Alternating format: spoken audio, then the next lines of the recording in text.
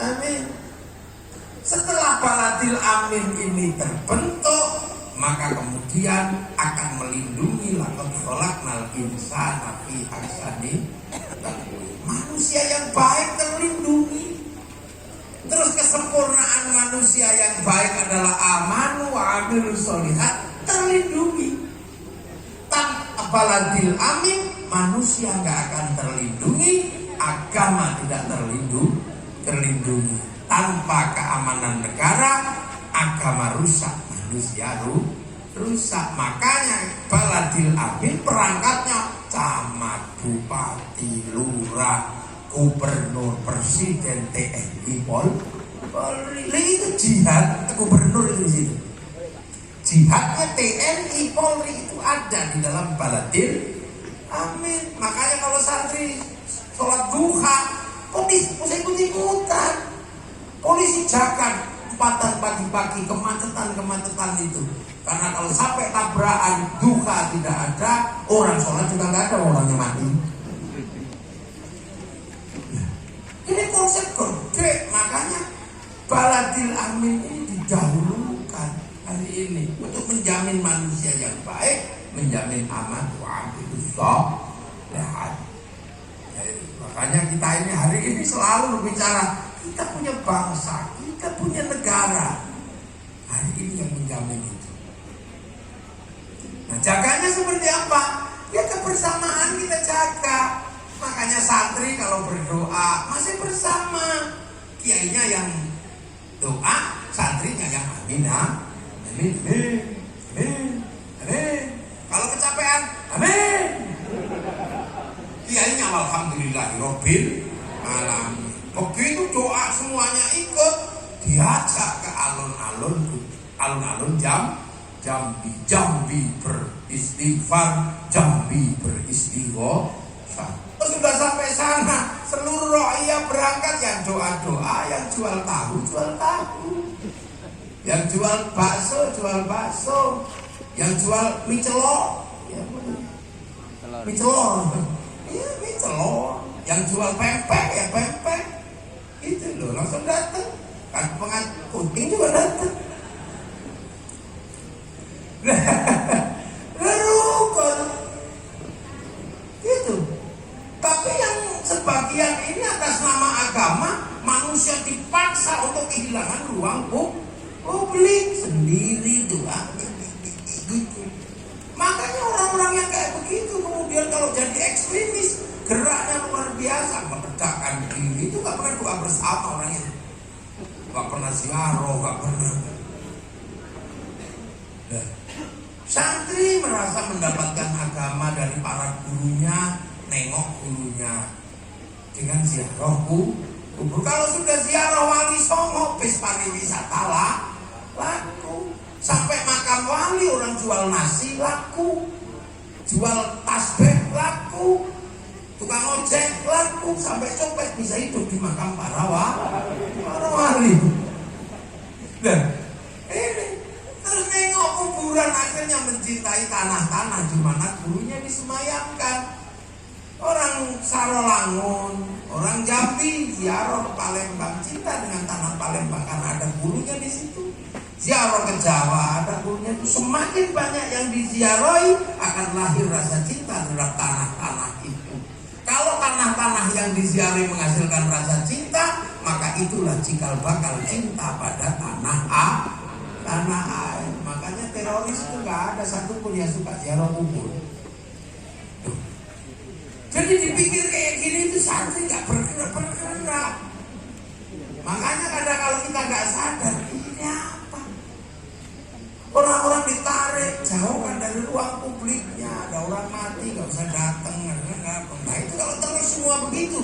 Sementara Indonesia itu butuh publik yang demikian gede, butuh menjaga persatuan. Sementara orang dijauhkan dari persatuan, tinggal tunggu saja bangsa ini akan meledak dan tercerai berai. Mumpung belum, mari kita jaga kebersamaan. Nah ini corone santri sholawatan bareng, pikir bareng, mangan bareng, ono mati ya kumpul bareng. Semuanya untuk apa? Menjaga nalar kewarasan itu bersama. amma ba'du. Ini baru mukadimah. Belum mulai ngaji, saya belum mulai. Itu tadi baru amma ba'du, baru pembukaan, belum mulai ngaji. Lanjut. Itu harus saya capai untuk mulai ngaji dan ngajinya nanti. Itu baru capek aja belum hilang. Ini lagi yang sarolangun. Singkut ini kan kalau dalam bahasa Arab namanya aqsa. Bukan ba'id. Kalau ba'id itu jauh gitu aja. Kalau aqsa itu jebalkan. Makanya masjid yang sangat jauh dan gak kebayang namanya Masjidil Aqsa. Orang kampung saking jauhnya disebut Aqsal Madinah. Ini Aqsa. Wow, hutan deh. Ya Allah, kampungnya tergiling. Berhubung manusia datang habis. Aslinya dulu pas di sini ular, celeng, harimau, gajah. Manusia ya, menangan manusia. Makanya saya itu senang ngajak ngaji manusia itu. Karena menangan. Manusia ini kan menangan, makanya harus selalu diajak ngaji. Dulu yang ngajak ngaji ya kelasnya Nabi. Manusia pertama diajak ngaji sama Nabi Adam. Manusia kedua generasi berikutnya diajak sama Nabi Idris. Terus ya sampai terakhir diajak ngaji Nabi Muhammad. Nah kalau kita ini kan pewaris-pewarisnya aja. Makanya namanya pewaris yang gak komplit. Ya kan Quran 30 juz sampai sarolangun, ada yang cuma kebagian Yasin, beda. Ada yang cuma kebagian kulhu, beda. Ibu-ibu cuma kebagian satu huruf, jadi dipanggil suaminya jawab nun. Bagian kakaknya kan naik, makanya syukur alhamdulillah masih kebagian. Sholat ya ada yang cuma kebagian setahun sekali lebaran, ya. Ada yang seminggu sekali Jumatan, jadi doa, banyak doa Nabi itu. Dimana orang sini cuma hafal 2 makan dan gitu. Hadis banyak tapi cuma tinggal 2. Yang satu dulu dikatin dolala, yang satu innamal a'malu binniyat. Makanya hadis 2 itu ribut. Nah ini manusia gitu loh. Jadi manusia ini memang harus selalu diingatkan. Karena kuncinya ini di sini, dunia itu. Kuncinya di sini, walaupun kalau lahir kayaknya paling lemes kan. Sapi kalau lahir langsung lari, celeng lari. Manusia 9 bulan jalan-jalan. Tapi kalau udah gede siapa yang ngalahkan manusia? Habis semua. Nah ya, hutan datang manusia, habis. Ditunggu harimau hutan sekian puluh tahun, gak habis. Ada manusia datang, habis. Sungai Cepung Regol Siji Sewu rantai, dan begitu manusia datang, ikan habis. Iya sekarang cari baung itu susah. Ini Regol Dasir, dasar. Manusia, burung sehebat apapun dia terbang, habis sisa manusia yang gak bisa terbang. Pulut, ditembak, ditindok. Ikan itu dia renang, habis dipotas, disetrum. Mana lautan diseberangi, angkasa bikinkan pesawat. Itu manusia. Padahal kalau lahir lemes, bilang bulan gak ada apa-apa. Tapi kalau gede, ya Allah, kecil dikasih minum susu, bater dikit melet-melet. Kalau udah gede arak coba masuk, bir masuk. Waktu kecil dikasih makan pisang, gitu. Kalau udah gede, wah coba aspal masuk. Manusia, makanya jangan heran, itu manusia. Terus manusia dia ngono, nggak cuma sekarang, itu manusia dari dulu begitu. Apa jadi makan, bau yang paling harum disemprot-semprot minyak wangi, ini diambus. Terus di sini itu balik gunung terus ya,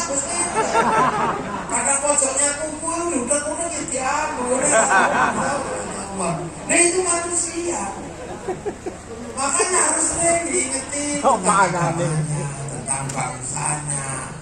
Nah untuk Indonesia itu punya banyak sekali ruang peringatan coba. Ingetin pas bulan Maulid itu dari RT sampai presiden bikin Maulid. Nah diingetin terus Indonesia.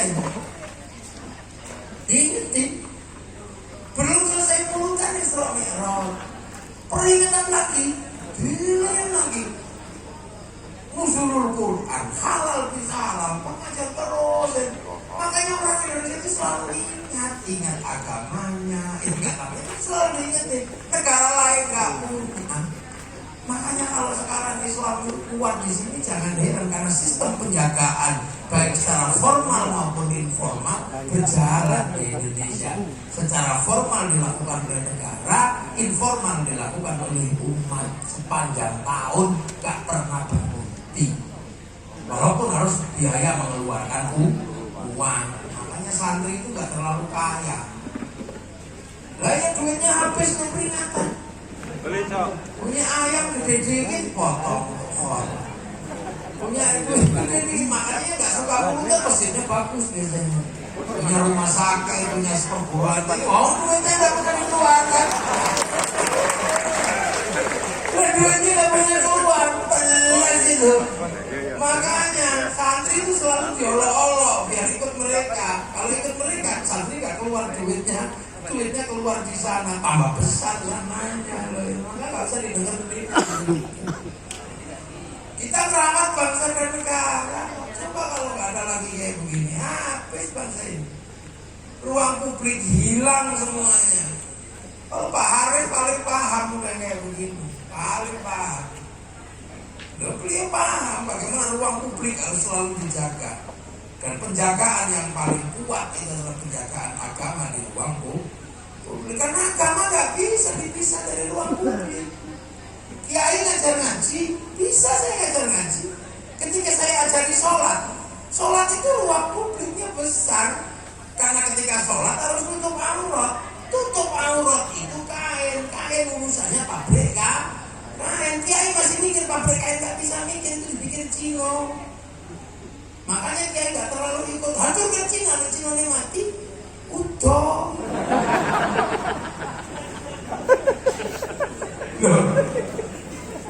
Sholat itu wudhu itu pakai air. Air itu diurus sama pipa sama sanyo. Kiai ngajarin wudhu pipa sanyo diurus mas pion. Lalu publik agama.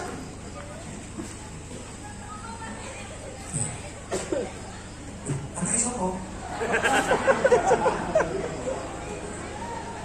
Apa? Oh tipe. Oh leader. Biasa. Santri leader wah iuran ini. Oh ikan itu kota lewat. Lalu publiknya bisa dihilangkan. Sholat, bikin masjid. Masjid itu tanah itu urusannya negara, harus melalui BPN. Bikin masjid itu batu sama pasir itu diurus sama pabrik semen. Pergi haji urusannya kiai, begitu berangkat diurus Yahudi. Karena yang bisa bikin pesawat orang Yahudi. Kalau Yahudinya dibunuh semua mati, tidak pergi haji renang. Dan itu loh maka kiai dikit-dikit aja malah dekat. Ini loh biasanya makanya kiai sekarang itu banyak dituduh gak peduli sama persoalan umat. Sebentar dulu, kami punya umat, makanya kami peduli. Saya ngurusin itu kan biasanya kiai freelance.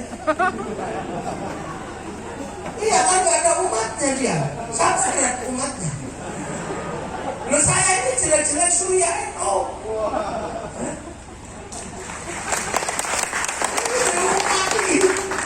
Mati makanya gak sembrono.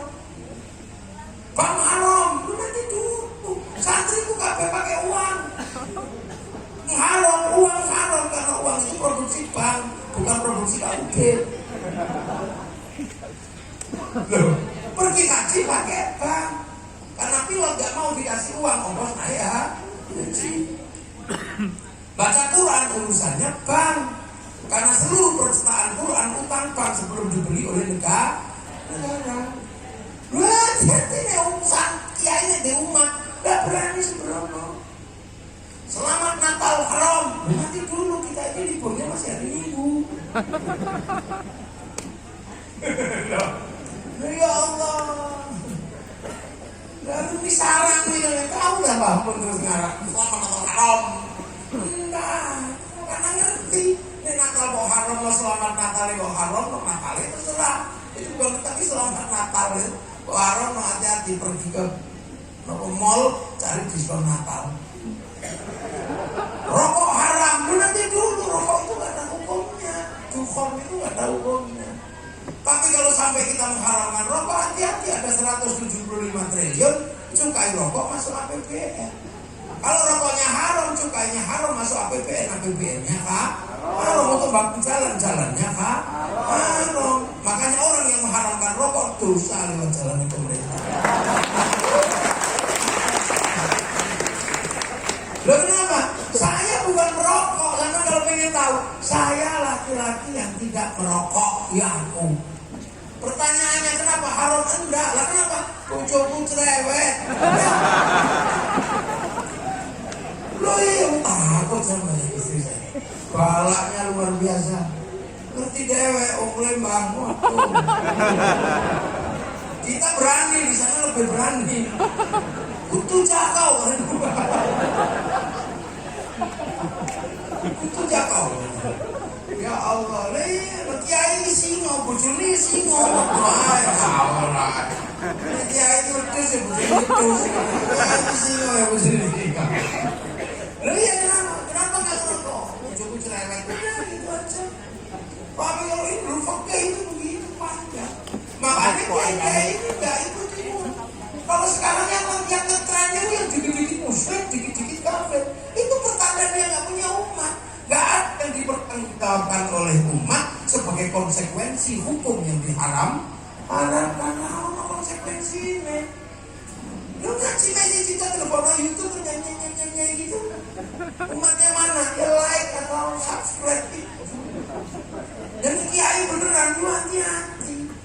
Punya umat di kampung, ngirimi anak ke pondok, pasti lewat rekening. Bahkan pakai haram itu so. Baik, betul.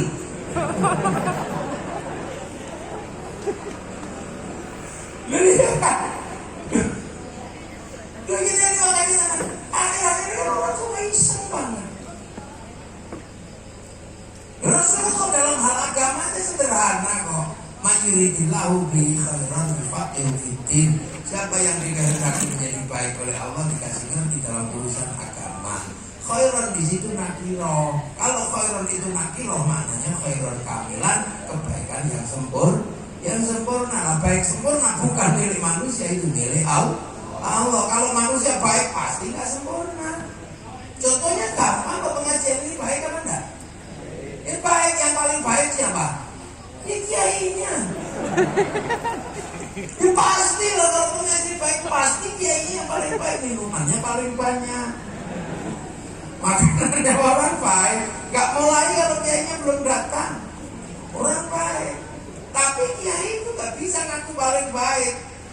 Karena kiai nggak akan terlihat baik kalau nggak diundang ke sini. Yang undang ke sini siapa? Pak Gubernur. Sebenarnya waktu saya nggak ada sama sekali. Waktu ini baru saya terbang dari Gorontalo saya. Mestinya hari ini ada acara di Jogja, tapi saya nama Pak Gubernur Dulur Dewi sudah berangkat. Kalau nggak ada Pak Gubernur yang undang nggak sampai sini ya. Gubernur sampai WA setiap hari 3 kali itu kalau saking sayangnya sepurak singkut itu. Sampai Pak Gubernur setiap hari di aku jangan lupa ya ditunggu orang singkut gitu. Kalau nggak ada Pak Gubernur saya nggak sampai sini. Jadi saya terlihat baik karena ada Pak Gubernur yang enggak. Nah kalau sudah gitu baik saya apa baik Pak Gubernur? Ya nggak bisa kalau baik Pak Gubernur. Kalau saya nggak datang pengajiannya juga jelek.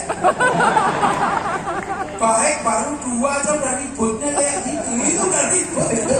Saya bersama santri Pak Gubernur udah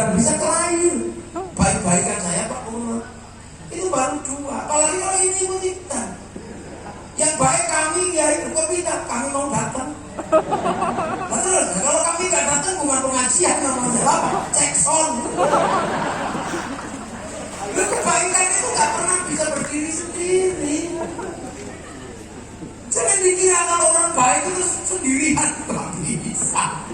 Imam sholat disebut imam karena ada makmumnya. Polisi disebut baik karena ada maling. Coba kalau gak ada maling.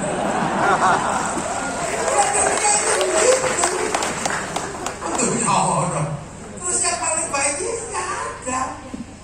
Tiba-tiba kemudian tukang son bilang, saya yang baik Kiai. Nah, kenapa? Sonnya tak hidupkan. Bapak tak pateni langsung rampung. Tukang yang masang tenda, kami Kiai yang baik, yang mau masang tenda, masang terop. Iyalah, di pasang terop gerimis bubar. Padahal yang biasanya masang terop ini sholatnya gak terlalu cakep. Wah, itu gak ada habisnya. Yang namanya baik itu gak berdiri sendiri. Makanya kekuatan manusia itu dari makanan. Makan aja doanya Allahumma barik. Lah, nah kenapa bukan barikli? Kenapa mutakalim ma'al ghair bukan mutakalim ma'dah? Ya karena makan itu urusannya wong akeh, sing nanem siapa, yang bikin pan siapa, yang bikin ketel siapa, yang bikin bumbu siapa. Atau orang kalau lamun punya garam? Enggak punya. Yang punya garam orang Sarangan, orang Jepara. Dibuat ditambah garam. Pernahkah kita berpikir bahwa saat orang-orang Sarang bikin garam ditambahnya nggak kencing di situ? Nggak berpikir. Makanya bahasa Jawa itu mirip, yang satu uyah, yang satu uyo. Karena jangan-jangan pakai uyang uyo. Nah, prinsip-prinsip hidup seperti inilah yang kemudian dikenal dengan prinsip tasamuh, tawasul. Karena hidup bersama. Tepung gelang dalam bahasa sekarang, hidup ini udah bersama. Orang Prancis gak datang, tapi aku hanya datang dari PT Danu. Orang Cina gak datang, tapi aku datang. Orang Sleman sebelum saya datang, salahnya udah sampai sini. Loh, makanya udah ini horor di situ nanti. Makanya kami kan kebaikan yang sempurna.